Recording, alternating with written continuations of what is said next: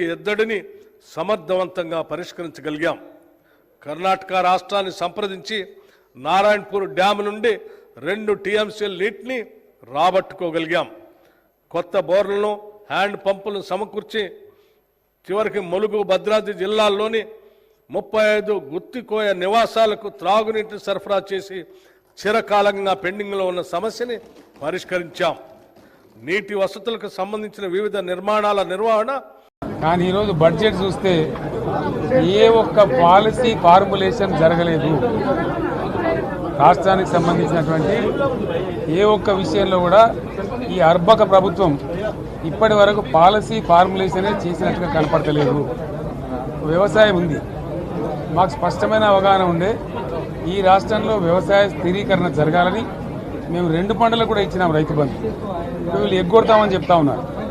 మేమేదో రైతులకు ఇచ్చిన డబ్బును దాన్ని పాడు చేసినాము, చెడగొట్టినాము, దుర్వినియోగం చేసామన్న పద్ధతిలో దురదృష్టకరమైన వ్యాఖ్యలు చేస్తూ ఉన్నారు. అంటే ఇది పూర్తిగా రైతు శత్రు ప్రభుత్వం అనేది తెలుస్తూ ఉంది.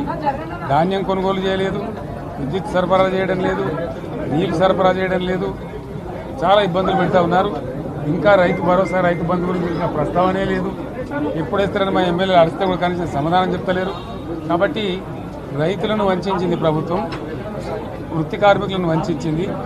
ఒక్క పాలసీ, ఇండస్ట్రియల్ పాలసీ ఏమిటి?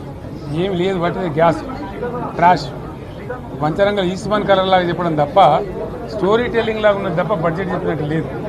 రాష్ట్రంలో వ్యవసాయ పాలసీ ఏమిటి, పారిశ్రామిక పాలసీ ఏమిటి, ఐటీ పాలసీ ఏమిటి, ఇంకా ఇతర అనేక పాలసీలు, పేద వర్గాలకు సంబంధించిన పాలసీ ఏమిటి అనే దాని మీద ఏ ఒక్క దాని మీద కూడా గ్యాస్ ట్రాషే తప్ప, చిల్లర మల్లర ప్లాట్ఫామ్ స్పీచ్ లాగా ఉంది తప్ప అది బడ్జెట్ ప్రసంగం లాగా లేదు. రాజకీయ సభలలో చెప్పినట్టుంది తప్ప ఏ ఒక్క పాలసీని కూడా నిర్దిష్టంగా ఈ పనిని మేము ఎట్లా సాధిస్తాం, మా గోల్స్ ఇవి, మా టార్గెట్స్ ఇవి అనే పద్ధతి కానీ పద్దు కానీ లేదు. ఇది పేదల బడ్జెట్ కాదు, రైతుల బడ్జెట్ కాదు, యువల బడ్జెట్ విశ్లేషణలో మీకు తెలుస్తుంది. భవిష్యత్తులో బ్రహ్మాండంగా మేము దీన్నంతా కూడా చీల్చి చెండాడబోతాం. Thank you.